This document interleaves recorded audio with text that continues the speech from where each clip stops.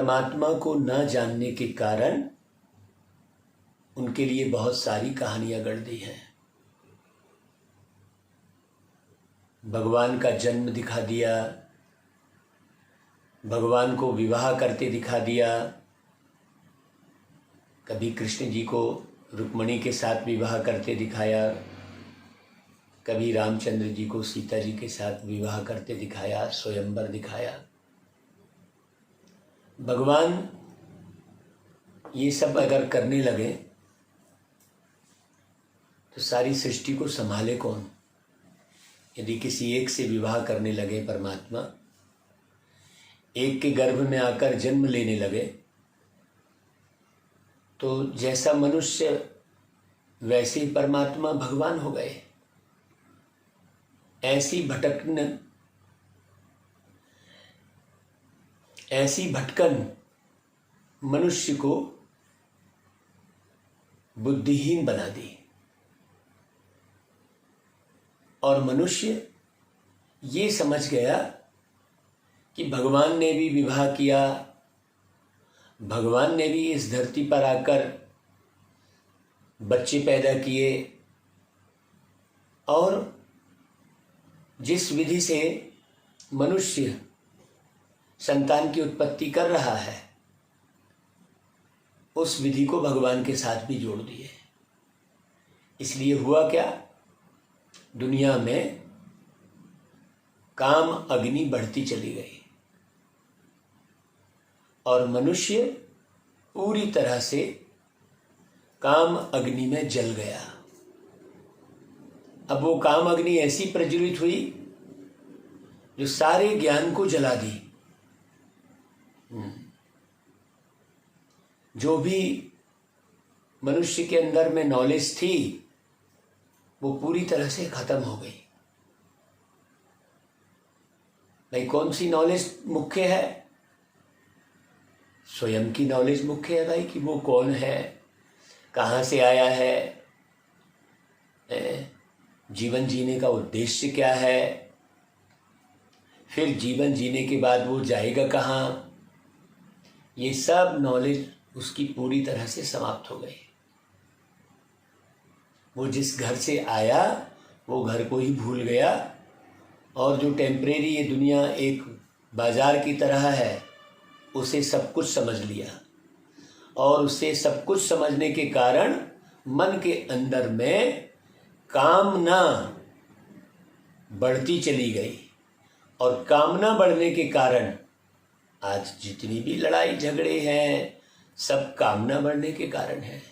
अनेक प्रकार की कामनाओं ने उसके अंदर में स्थान बना लिया। बाबा ने आकर सत्य ज्ञान सुनाया। बाबा ने आकर कहा, मीठे बच्चे, बाप आए हैं सारी दुनिया से विकारों की तपत बुझाए, सबको शीतल बनाने। और ज्ञान की बरसात क्या होती है? ज्ञान की बरसात सबको शीतल बना देती है, कामना पूरी समाप्त हो जाती है। बहुत से बच्चे मुरली पढ़ते हुए सुनते हुए भी अनेक कामनाओं के साथ जीवन जीते रहते हैं।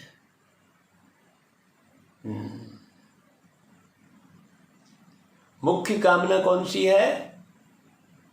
मुख्य विकार कौन सा है जो सारी दुनिया को जला रहा है?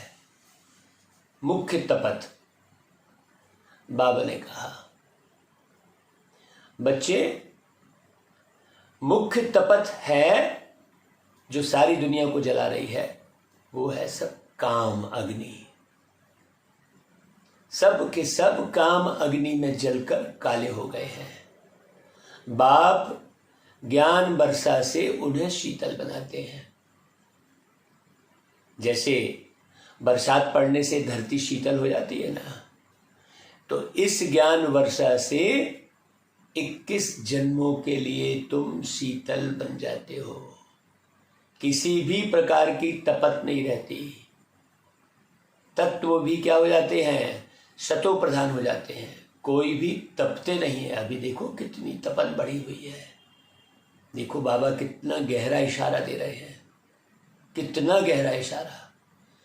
मतलब सारे मनुष्य मिलकर काम अग्नि में तप रहे हैं आत्माएं, तो वातावरण भी तप रहा है। ओम शांति। बाबा कहते रूहानी बच्चे, रूहानी बच्चे अर्थात शरीर से भिन्न आपेक सितारे। तो बाबा उन सितारों से पूछते हैं कि किसकी याद में बैठे हैं, हमेशा किसकी याद में बैठे हैं। बाबा को ये मालूम है। बाबा कहते जरूर अपने रूहानी बाप की याद में बैठे हैं। रूह अपने परमपिता परमात्मा की याद में बैठी है कि हमको रूहानी बाप आकर रिफ्रेश कर शीतल बनाए, क्योंकि अज्ञानता का अंधेरा, अज्ञानता की गर्मी फैली हुई है। अज्ञानता क्या है? काम वासना को सुख समझ बैठे हैं, ये बहुत बड़ी अज्ञानता है। उससे कितनी गर्मी उत्पन्न होती है। आत्मा पूरी काली हो जाती है जल के। बाबा वही कहते हैं, बाबा रिफ्रेश कर शीतल बनाए। क्यों? क्योंकि काम चिता पर बैठ भारत पूरी तरह से जल मरा है। गाते भी हैं, तपत बुझाए। तपत काहे की? काम चिता की। बहुत तपत होती है तो मनुष्य मर पड़ते हैं। इस काम चिता की तपत में भारत एकदम जल मरा है। इसलिए बाप को याद करते हैं कि आकर शीतल बनाओ। ये मुख्य बात है। मंदिरों में गाते हैं, विषय विकार मिटाओ पाप हरो देवा। मतलब इस विषय विकार ने ही पाप करवाए हैं मनुष्य से। तो विषय विकार मिट जाएंगे तो पाप खत्म हो जाएंगे। विषय विकार के चलते ही मनुष्य पाप कर रहा है और उसे समझ नहीं पा रहा है। जैसे बरसात पड़ने से शीतलता हो जाती है, धरती शीतल हो जाती है, तो यह बरसात है ज्ञान की। एक ही बार आकर इतना शीतल बनाते हैं, इतना सब कुछ दे देते हैं, जो सतयुग में कोई भी चीज की उत्कंठा नहीं रहती है। समृद्ध हो जाता है मनुष्य। जब पवित्र होता है तो समृद्ध हो जाता है।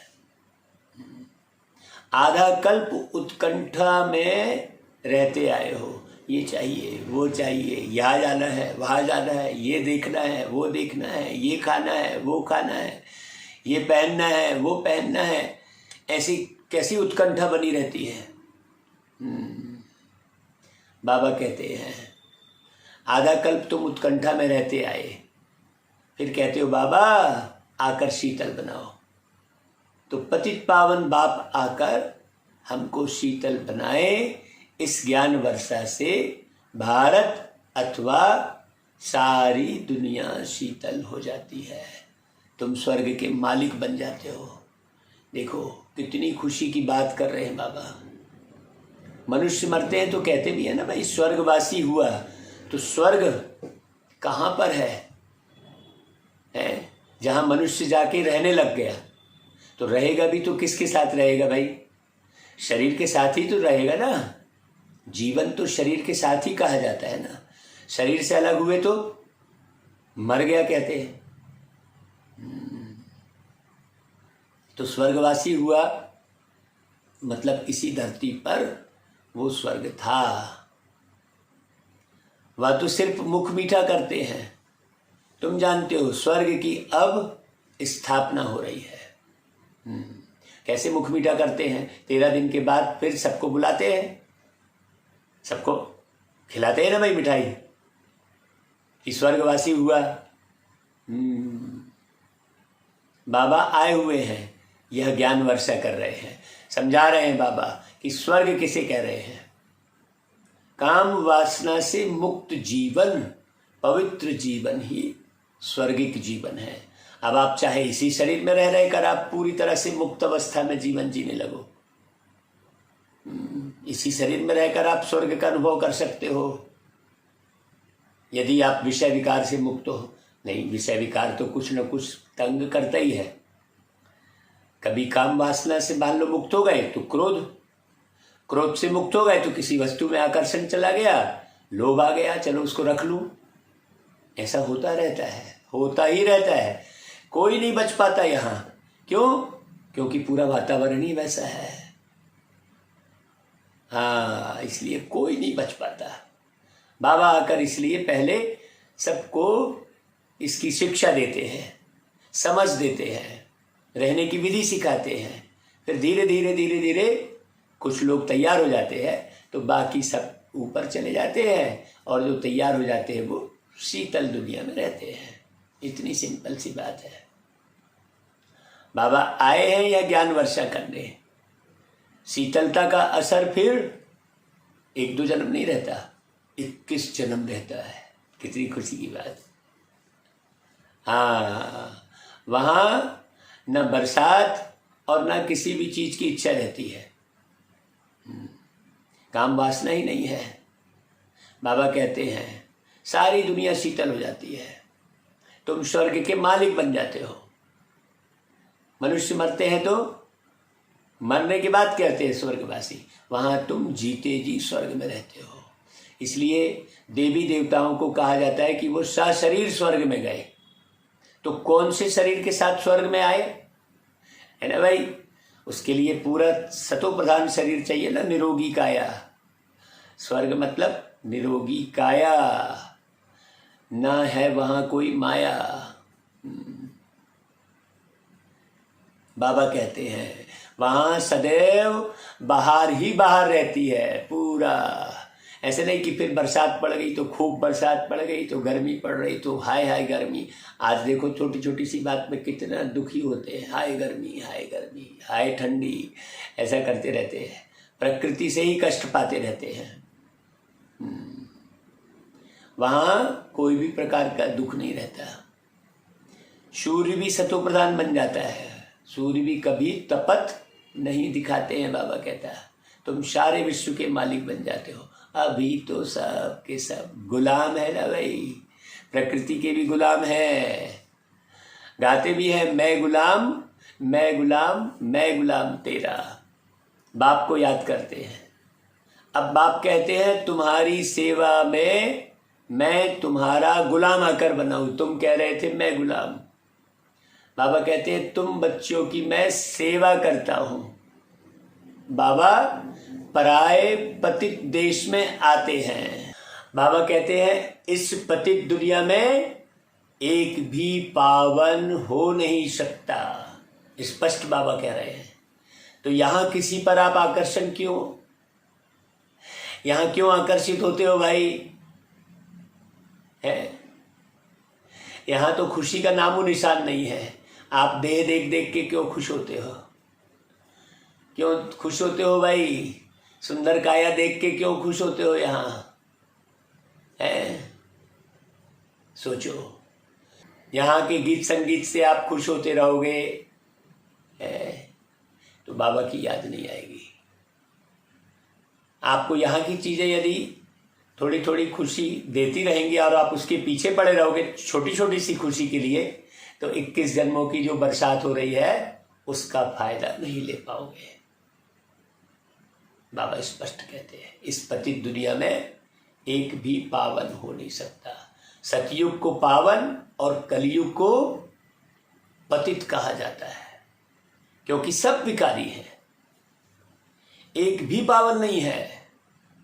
भारतवासी ही इस नॉलेज को समझेंगे जिन्होंने 84 जन्म लिए हैं, जिसको याद आ जाए कि भाई मैं पहले जन्म में क्या था, वही अंतिम जन्म जो 84 है। भाई 84 जन्म माला है ना, पूरी एक चक्र है ना,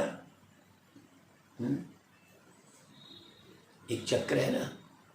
जैसे आप कहीं बचपन बिताए हुए होते हो किसी भी गांव शहर में, और खूब बड़े होने के बाद वापस उस गांव में कई साल बाद जाते हो तो सारा याद आता है कि नहीं आता है? घूम के चक्र घूमता है और उस गांव में आप पहुंच जाते हो मान लो, तो सारा याद आ जाता है। ऐसा ही ये चक्र घूम रहा है। बाबा आए हैं तो सारा कुछ याद दिला रहे, बच्चे तुम क्या थे। तो जिसने 84 जन्म लिए हैं वही है नॉलेज सुनेंगे। जो सतयुग त्रेता में आने वाले हैं वही आकर ब्राह्मण बनेंगे। नंबरवार पुरुषार्थ अनुसार बाबा कहते हैं। बहुत अच्छे से समझने की जरूरत है। बाप ने समझाया है, अभी तुम ब्राह्मण वर्ण में हो, फिर वही देवता वर्ण में आएंगे। हाँ, जो पूरा पूरा ब्राह्मण नहीं बना है वो देवता वर्ण में नहीं आएगा। बार बार जिसकी बुद्धि वस्तु व्यक्ति वैभव में लग रही है, यहाँ के माया जाल में फंस रही है, वो कदापि ब्राह्मण नहीं बन सकता। और जो ब्राह्मण नहीं बना वो कभी देवता नहीं बन सकता। ब्राह्मण वर्ण अर्थात ब्राह्मण धर्म स्थापन करने बाप आते हैं। ये बिल्कुल अलग बात है, सबके लिए ये बात है ही नहीं। लेकिन सारी दुनिया को इसलिए बताते हैं ताकि कोई उल्हाना न दे कि भाई हमको नहीं बताया, नहीं तो हम भी पुरुषार्थ कर लेते भाई। इतनी सी तो बात थी, अपने को आत्मा समझना और सारे विकारों से मुक्त रहना, हम भी कर लेते थे। इसलिए सबको बताया जाता है। जो कर लेता है उसको कहते हैं जो ओटे सो अर्जुन। मैंने केवल ज्ञान पढ़ लिए और विषय विकारों में अटके पड़े हैं, वस्तु व्यक्ति वैभव के आकर्षण में पड़े हैं और ज्ञान सुन रहे हैं, कुछ भी फायदा नहीं है। बाबा ब्रह्मा के द्वारा ब्राह्मण धर्म में स्थापन करते हैं। तो जो ब्रह्मा को समझे, हाँ, नहीं तो चाहे जो बोल रहा है, नहीं मेरे मैं ही ब्रह्मा हूं, कई बोलते हैं, कई बोलते मेरे में ब्रह्मा आते हैं। ऐसे नहीं कहेंगे कि परम पिता परमात्मा आकर शूद्रों को ब्राह्मण बनाते हैं, नहीं, ब्रह्मा के द्वारा। बाबा कहते यह तुम्हारी बाजोली चलती है। यह तो बहुत सहज है भाई, समझने की बात। जैसे वो कुलाटी मारते हैं ना, कुलाटी मारते हैं तो सिर नीचे फिर है टांग ऊपर, फिर सिर नीचे फिर टांग ऊपर, ऐसा होती रहती है ना भाई। खेल है ये बाजोली का। तुम जानते हो यह चक्र कैसे फिरता है। विराट रूप में ब्राह्मणों की चोटी और शिव बाबा को भूल गए हैं। विराट रूप दिखाए हैं, लेकिन कहते हैं देवता क्षत्रिय वैश्य शूद्र, फिर शूद्र से देवता। अब ब्राह्मण कहाँ गए? ब्राह्मण लोग गाते भी हैं ब्राह्मण देवताय नमः। तब प्रजापिता ब्रह्मा की वंशावली कहाँ गए भाई? प्रजापिता ब्रह्मा का नाम कितना बाला है, चित्रों में भी कितनी भूल कर दी है। प्रजापिता ब्रह्मा की औलाद का कोई नाम निशान नहीं है। स्कूल में टीचर पढ़ाते हैं, वह फिर भी सोर्स ऑफ इनकम तो है एक जीवन के लिए, बाकी तो कोई मतलब नहीं भाई। स्कूल में जब पढ़ते हैं तो एम ऑब्जेक्ट तो चाहिए ना भाई, काहे के लिए पढ़ रहे हैं। तो यहाँ भी आप जो पढ़ रहे हो, जो सुन रहे हो, तो क्या एम ऑब्जेक्ट है? तुम बच्चे जानते हो उस पढ़ाई से ही मर्तबा मिलता है। पतित दुनिया में भगवान आकर पतितों को पढ़ाते हैं। किसको पढ़ा रहे बाबा? जो एकदम पतित हो गए, जो गिर गए, जो बहुत ज्यादा गिर गए। पतित यानी बहुत ज्यादा गिर गए जो। और जो एक जन्म लिया तो वो उतना ज्यादा गिरा नहीं, तो उसको उठाने की जरूरत नहीं बहुत ज्यादा। और जिसने 84 जन्म लिए वो बहुत ज्यादा गिर गए। तो बाप कहते हैं मैं तुम बच्चों को पढ़ाकर पावन बनाता हूं। पतितों को ही पढ़ाते हैं बाबा, तो यहाँ सारे के सारे पतित हैं, तो अब किसी में आकर्षित होने की जरूरत ही नहीं है, सीधे बाबा की तरफ बुद्धि जाएगी। बाबा कहते हैं मैं तुम्हें ऐसा पढ़ाता हूँ, इस पढ़ाई से देखो इनकम कितनी भारी है। आधा कल्प के लिए तुम तकदीर बनाते हो, 2500 साल। भाई तकदीर किसकी? आत्मा की ना भाई। भारत में गाया है कि 21 पीढ़ी उद्धार करते हैं। 21 पीढ़ी मतलब 21 जन्म, सीधी सी बात है ना भाई। अब तुम बेहद के बाप से 21 पीढ़ी बेहद का वर्षा पाते हो, लौकिक बाप से थोड़ी पाओगे 21 पीढ़ी का वर्षा। वो तो खुद ही जन्म ले लिया जाके। तो 21 पीढ़ी का वर्षा देने वाला कौन होगा भाई? गाया भी जाता है 21 कुल का उद्धार है। बहुत गहरी बात है भाई। 21 कुल मतलब फिर वो देवी देवताओं का कुल कहते हैं कुल देवता, जबकि देवता कुल है।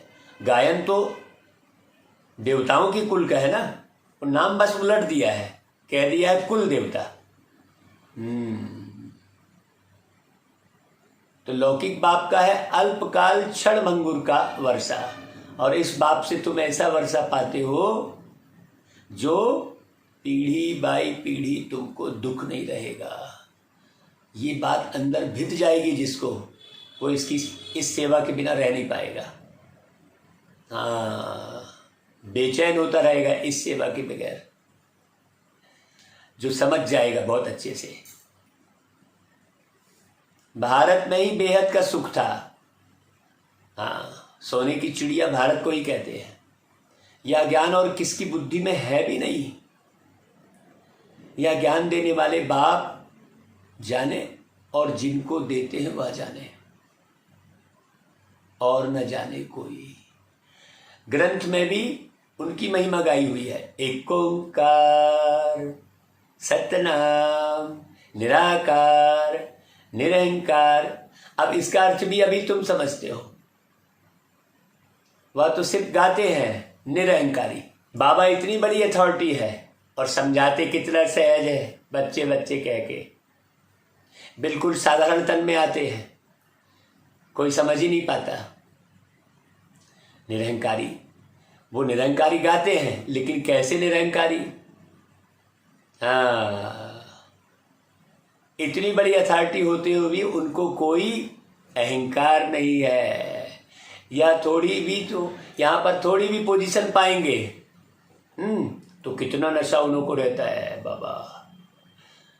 वह है अल्पकाल वाले मर्तबे का नशा कि मैं फलाना हूँ। अब तुमको इस रूहानी पढ़ाई का नशा है। बिल्कुल अमृत बेले बाबा ऐसे ही नशे की बात कर रहे थे। तुम आत्मा अभी जानती हो, आत्म अभिमानी बनना है, तभी बाप को याद कर सकेंगे। जब तक आत्मा का स्वरूप नहीं होगा तब तक बाबा की याद नहीं आएगी। बाप के साथ योग टूटने से माया का गोला लग जाता है, मुरझा जाते हैं। बहुत अटेंशन देना पड़ता है भाई। आपको हम बताएं, ऐसा साधारण नहीं है, पुरुषार्थ साधारण नहीं है। पढ़ाई बहुत सरल है, पढ़ाई तो बहुत अच्छे से समझ में आ जाती है, लेकिन पुरुषार्थ साधारण नहीं है। घड़ी घड़ी लोभ आ जाता है, घड़ी घड़ी दृष्टि कहीं डूबती है, घड़ी घड़ी मोह आ जाता है, अपने और पराये दिखाई देने लगते हैं, अपने और पराये दिखाई देने लगते हैं बार बार। कई तो अपने पराये में फंसे हुए हैं, कई लोभ में फंसे हैं, कई अपने पराये में नहीं है, बस खाली धन कमाना है, इसका भी लेना है उसका भी लेना है। कई धन के लोभ में फंसे हैं।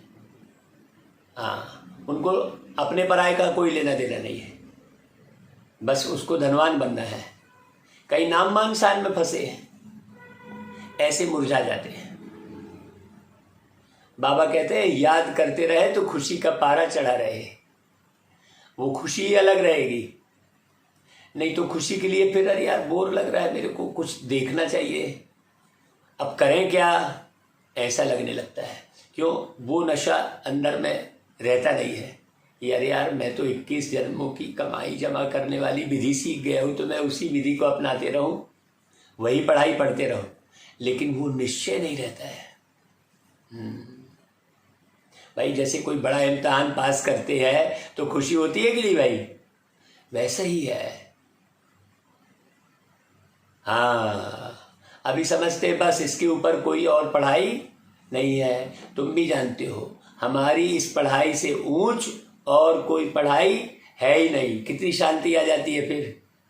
इसके बाद कुछ समझने के लिए बचा ही नहीं भाई। अब समझे क्या? इन लक्ष्मी नारायण ने पास्ट में जरूर ऐसी पढ़ाई की है। देखो ये बड़ी गहरी बात, इसको कोई नहीं जानता।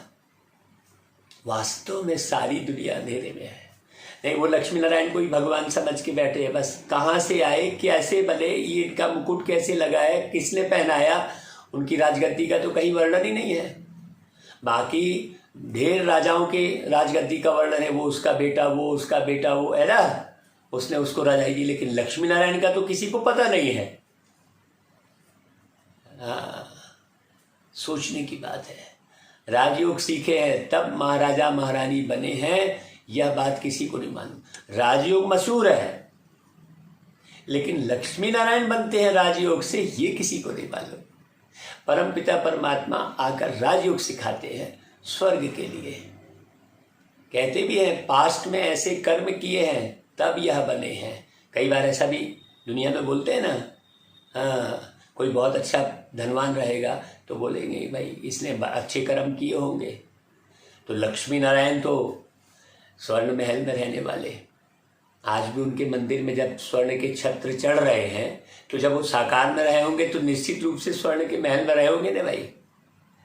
तुम जानते हो इस जन्म में हम ऐसे कर्म सीखते हैं जो भविष्य 21 जन्म के लिए राज्य करेंगे। बड़ी गहरी बात, बहुत अच्छे से समझना है।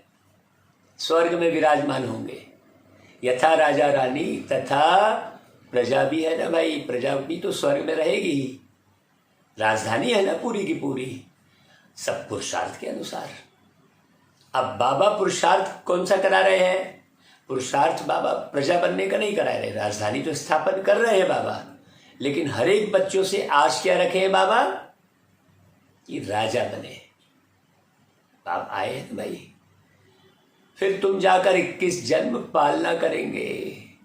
63 जन्म तो दुख भोगा भाई तुमने। बाबा को देखो कैसे मालूम है, वह सब खत्म हो जाएंगे। भारत को स्वर्ग कहा जाता है, अभी तो नर्क है। सृष्टि कितनी बदल गई है। वह राजाई कहाँ चली गई? रावण राज्य शुरू होने से फिर तुम पतित बन जाते हो। बाप कहते हैं तुम अपने 84 के चक्र को नहीं जानते हो। उन्होंने राम रावण की एक अलग कहानी गढ़ दी है, जबकि वो रावणता क्या है ये बड़ी समझने की बात है। 63 जन्म विषय विकार में घूम रहे होते हो, इसलिए विषय विकार को ही सुख समझते हो। बार बार विषय विकार की चूक लगती है, बार बार देह अभिमान आता है, बार बार देह का आकर्षण आता है। अभी तुम बच्चों को बार बार समझाया जाता है, क्योंकि तुमको बार बार देह अभिमान आता है, इसलिए रोज बाबा मुरली सुनाते हैं। रोज फिर स्मृति में आता है कि हाँ ठीक है, फिर कहेंगे हाँ ठीक है, फिर वापस। इसलिए बाबा को बहुत मेहनत करनी पड़ती है। जो रोज मुरली सुनने और सुनाने की जो प्रक्रिया बाबा ने की है, अगर रोज मुरली ना सुने तो गए काम से।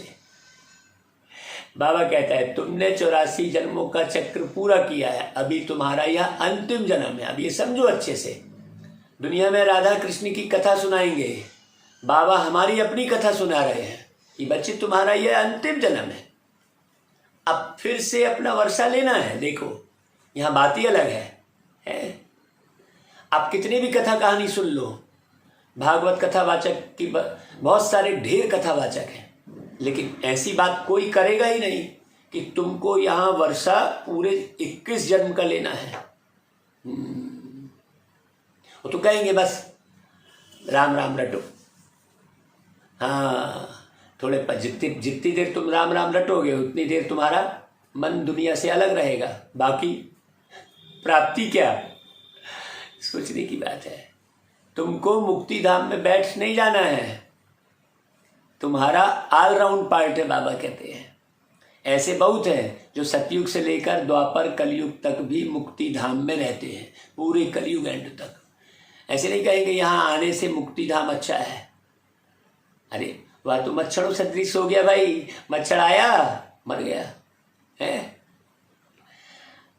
आया और यह गया। मनुष्यों की महिमा गाई जाती है। यह मंदिर किसके है भाई? मनुष्य ही तो थे ना, मनुष्य की तो आकार ही दिखाई दे रहे हैं। जो शुरू से लेकर पार्ट बजाते आए हैं उन्हों के ही यादगार बनते आए हैं।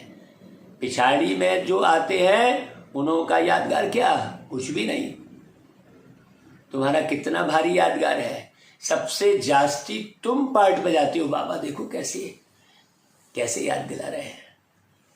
तुम अपनी प्रारब्ध का टाइम पूरा कर जब भक्ति में आ जाते हो, भक्ति में आते हो, फिर तुम्हारा यादगार बनता है तथा शिव बाबा के मंदिर बनने शुरू होते हैं। फिर और धर्म आते हैं, उन्हों का धर्म स्थापन होता है। तुम अपनी हिस्ट्री ज्योग्राफी भी जानते हो और सब धर्म वालों को भी जानते हो। 84 जन्मों की सीढ़ी है ना। पहले हम स्वर्ग में आते हैं, फिर उतरते कैसे हैं यह तुम्हारी बुद्धि में है भाई। कैसे उतरे?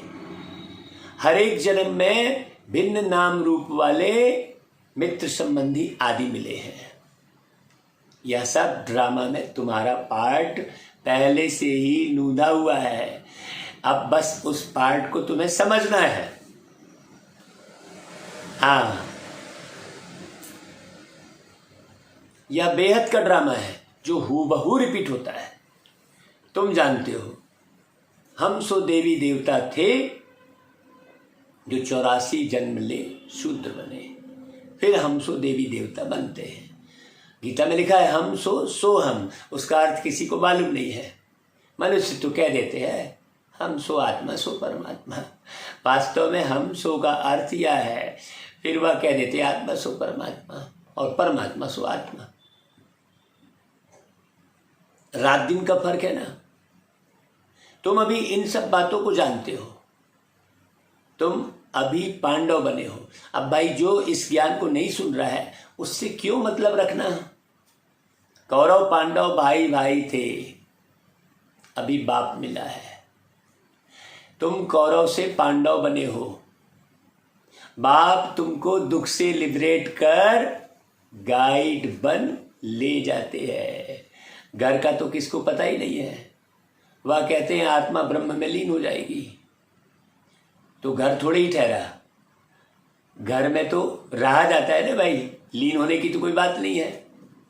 उनको इनकॉर्पोरियल वर्ल्ड कहा जाता है। अभी तुम बच्चे जानते हो। देखो ऐसा ज्ञान किसी ने नहीं बताया कि भाई आत्मा शरीर छोड़ के वहां निवास करती है। बाबा कहते हैं आत्मा ब्रह्म में लीन हो जाएगी, ऐसा बोल रहे हो। अरे भाई लीन क्यों हो जाएगी, तो रहने का स्थान है। कितना अंतर हो गया। अभी तुम बच्चे जानते हो हम निराकारी आत्मा निराकार वर्ल्ड में बिंदी मिसल निवास करते हैं। वहां भी निराकारी झाड़ है और यह ड्रामा भी बना हुआ है नीचे। बीज और झाड़ को जानना है। हाँ, इसका ही है वैरायटी धर्मों का झाड़। यह मनुष्य सृष्टि है, इनका बीज रूप कौन है? बाप है। तो वो बाप बीज है। हर एक धर्म वाले के फीचर्स न्यारे है ना भाई। देखो ना भाई, यहाँ पर चीनी अलग दिखते हैं ना। और भारत में भी देखो इतने राज्य हैं, हर राज्य के चेहरे अलग अलग दिखते हैं। मालूम, चेहरे से मालूम पड़ जाता है हाँ ये उड़ीसा का है, तो ये कर्नाटक का है ना, कहते हैं ये साउथ का है, ऐसा कहते हैं। यहाँ एक भी शक्ल न मिले दूसरे से। यह भी देखो कैसा ड्रामा बना हुआ है भाई। शक्ल मिलेगी एक दूसरे से तो फिर पार्ट कैसे अदा करेंगे भाई। स्टेज में भी जो एक्टर होते हैं सबकी अलग अलग शक्ल होती है ना भाई, अलग अलग पार्ट अदा करते हैं। वैसे ही है, यह ड्रामा बना हुआ है। कल्प वृक्ष की आयु 5000 वर्ष है। यह बापी आकर समझाते हैं। मनुष्य एक्टर्स हैं, यहाँ पार्ट बजाने आते हैं। यह मांडवा है और रोशनी के लिए क्या कर दिया है इस मांडवे में? सूर्य चांद। यह तो बत्तियां हैं, परंतु सर्विस करते हैं इसलिए देवता कह देते हैं। सेवा करते हैं ना भाई। वास्तव में देवताएं कोई सर्विस नहीं करते हैं, सर्विस तो तुम बच्चे करते हो। कितनी गहरी बात बता रहे बाबा।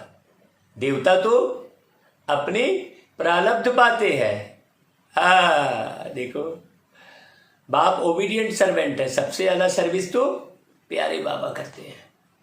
बच्चे दुखी होते हैं तो बाप को तरस पड़ता है, बाप आए हैं समझाने। क्या समझा रहे हैं? अरे भाई, तुम आत्मा ही देवता थे और हम मनुष्य बने हो। ये बात जल्दी से समझ में नहीं आएगी किसी को।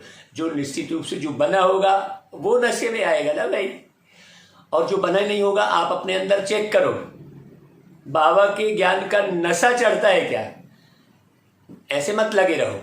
ज्ञान का नशा चढ़ता है तब समझना कि हाँ, आप देवता कुल में आने वाले हो। और यदि नशा नहीं चढ़ा है तो फिर आप बिल्कुल मने उदास होते रहोगे। बार बार आपको लगेगा अरे ये नहीं है, वो नहीं है। हर चीज की उतरती कला होती है, कोई भी चीज हमेशा नई नहीं रहती है क्या? और वो फिर तंग भी करने लगती है धीरे धीरे। आप जब खरीद के कोई भी वस्तु लाते हो, मान लो ये मोबाइल ही लाते हो, पूरे समय एक सा रहता है क्या? ये है नहीं रहता है, कोई भी चीज नहीं रहती। पुरानी दुनिया को तमो प्रधान दुनिया और नई दुनिया को सतो प्रधान कहा जाता है। एकदम सिंपल सी समझने की बात है। हर एक चीज नई सो पुरानी होती है। आत्मा कहती है यह शरीर भी तमो प्रधान पतित है, यह सतयुग में अलग और कलयुग में अलग होता है। बाबा कहता है यह सतयुग में आत्मा और शरीर दोनों सतो प्रधान थे, माथा नहीं खपाते थे। आत्मा को अब ज्ञान मिला है, स्मृति आई है। क्या स्मृति आई है भाई? हमने 84 जन्म का पार्ट बजाया है। हम 84 जन्म लेते हैं भाई। दुख में परमात्मा परम पिता को ही पुकारते रहते हैं, जिन्हें बाप कहते हैं। रहम करो हे दुख हरता सुख करता, ऐसा कहते हैं। भारत ही सबसे जास्ती सुखी था और भारत ही सबसे जास्ती दुखी हुआ है। भारत जैसा पवित्र खंड और कोई हो नहीं सकता, इसलिए भारत की महिमा है। अभी बाप तुम बच्चों की झोली कैसे भर रहे हैं? अविनाशी ज्ञान रत्नों से भरते हैं। कभी ऐसा बाप देखा है भाई आपने? है ये बात ही अलग है। कहते हैं बच्चों, मैं तुम्हारे लिए बैकुंठ सौगात लेके आया हूँ, सौगात में लाया हूँ। तुम स्वर्गवासी थे, अब पतित नरकवासी बन पड़े हो। पावन उनको कहा जाता है जो विकार में नहीं जाते हैं। सतयुग में है संपूर्ण निर्विकारी और इस समय है संपूर्ण विकारी। बाप कहते हैं तुम भी संपूर्ण निर्विकारी थे, अब संपूर्ण विकारी बने हो। तो भाई ज्यादा अपना मतलब ऐसे ठसन मत मारो। हाँ, एकदम नरम होके रहो। क्यों? क्योंकि भाई हम ही पूरी तरह से विकारी बन गए।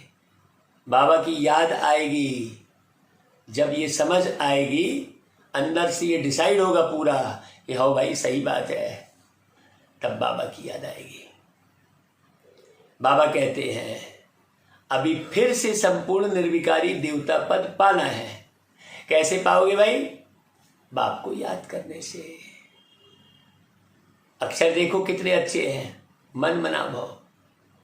बाबा कहते हैं मुझ बाप को याद करो तो तुम तमो प्रधान से सतो प्रधान बन जाएंगे। क्यों बनेंगे भाई? क्योंकि बाबा कहते हैं मैं ही सर्वशक्तिमान हूं ना, है ना भाई? मुझे याद करो। याद को ही योग अग्नि कहा जाता है, जिससे तुम्हारे पाप दग्ध होंगे, तुम पवित्र बन जाएंगे। अब बाबा की याद किसे कहेंगे भाई? हाँ, निरंतर बाबा की याद, ये मुख्य बात है। अच्छा भाई, बाबा फिर याद प्यार देते हैं, गुड मॉर्निंग करते हैं, नमस्ते करते हैं। हम बच्चे भी बाबा को गुड मॉर्निंग करते हैं, याद करते हैं, नमस्ते करते हैं। अच्छा भाई, धारणा के लिए सार भाई, आज की मुरली बिल्कुल पूरी नशे वाली है तो रूहानी पढ़ाई के नशे में रहना है, बाप समान निरहंकारी बनना है, पोजीशन आदि का कोई अहंकार नहीं करना है। मैं फलानी ये पद हूँ, नहीं तो यहाँ आकर भी लोग पोजीशन का नशा करने लगते हैं और किसी को पोजीशन नहीं बनी तो अपने आप ही पोजीशन बनाने लगते हैं। किसी भी प्रकार का पोज बनाने की जरूरत नहीं है। हेलो भाई, एकदम सिंपल और सहज। दूसरी पॉइंट, अपनी झोली कैसे भरनी है? ज्ञान रत्नों से भरनी है। कौन सी झोली? बुद्धि रूपी झोली। उसमें दुनिया भर का कचरा नहीं भरना है। और भाई तुमने क्या खाया, क्या पिया, किससे मिले, अरे नहीं, ज्ञान रत्नों से झोली भरनी है। नहीं दुनिया भर का कचड़ पचड़, यहाँ गए थे, वहाँ गए थे, ऐसा किए थे, वैसा किए थे। नहीं भाई, हमेशा ज्ञान और योग में रहोगे तो ही आप माया से बचे रहोगे। नहीं तो बात बात में, छोटी सी बात में लड़ाई शुरू हो जाएगी फिर दुनिया की बात में। हाँ, और बाबा की याद में रहोगे तो बचे रहोगे। बाबा की याद कैसे रहेगी? जब बुद्धि में ज्ञान रहेगा। तो संपूर्ण निर्विकारी बन देवता पद पाना है, कभी भी मुरझाना नहीं है। सर्व आत्माओं के पतित संकल्प व पतित वृत्तियों को भस्म करने वाले मास्टर ज्ञान सूर्य भव। जैसे सूर्य अपनी किरणों से किचड़ा, गंदगी के कीटाणु सब भस्म कर देता है, ऐसे जब आप मास्टर ज्ञान सूर्य बनकर कोई भी पतित आत्मा को देखेंगे तो उनका पतित संकल्प, पतित वृत्ति व पतित दृष्टि भस्म हो जाएगी। पतित पावनी आत्मा पर पतित संकल्प वार नहीं कर सकता। बहुत गहरी बात है। आज बाबा ने काम विकार पर पूरी मुरली चलाई है तो वरदान भी वैसा ही है। बहुत अच्छे से समझना। क्यों? क्योंकि आने वाले समय में पांचों विकार एक साथ हावी होंगे, पांचों तत्व हावी होंगे। हमको तैयारी बहुत ऊंची करनी है, बहुत मजबूत वाली करनी है, बहुत गहरी करनी है। बहुत गहरी बात है। ऐसे यूं ही मुरली नहीं सुनना भाई। पतित पावनी आत्मा पर पतित संकल्प भी वार नहीं कर सकता। किसी का छूना और किसी का बात करना तो बहुत अलग बात हो गई। वो संकल्प भी नहीं आएगा उसके अंदर आपके देह आकर्षण का, क्योंकि सबसे सुंदर इस दुनिया में देव आत्मा ही है और वो देव आत्मा आप सब हो। सबसे ज्यादा सुंदरता। तो सीता को रावण की नजरों से बचा के रखना है भाई। तो पतित आत्माएं पतित पावनियों पर बलिहार जाएंगी जब हमारे संकल्प बहुत श्रेष्ठ होंगे, जब हमारी स्थिति मास्टर ज्ञान शून्य वाली होगी। तो इसलिए निरंतर किस में रहना भाई? सार में क्या बताया कि हमेशा ज्ञान के संकल्पों में रहना। इसके लिए माइट हाउस अर्थात मास्टर ज्ञान शून्य स्थिति में सदा स्थित रहो। वरदान जो है बहुत अद्भुत होता है। हमेशा माइट हाउस शक्ति स्वरूप बनो, लोगों को आपसे मिलकर शक्ति प्राप्त हो। हाँ, अभी देखो फोन कर करके लोग बुलाते हैं, हम शक्तिहीन हो गए हैं, आइए जरा मिलिए हमसे। ऐसा देखो लोग बुलाते हैं फोन कर करके। ये बिल्कुल अनुभव कर रहे हैं। बाबा बड़ी कमाल कर रहे हैं। सर्वशक्तिवान तो बाबा है, लेकिन हम बच्चे बाबा की याद से क्या हो जाते हैं? मास्टर सर्वशक्तिवान बन जाते हैं। इसलिए निरंतर बाबा की याद रहे, जरा भी भूल चूक ना हो। हमारे साथ कोई रहता है भाई तो हम तो उसके पीछे पड़े रहते हैं।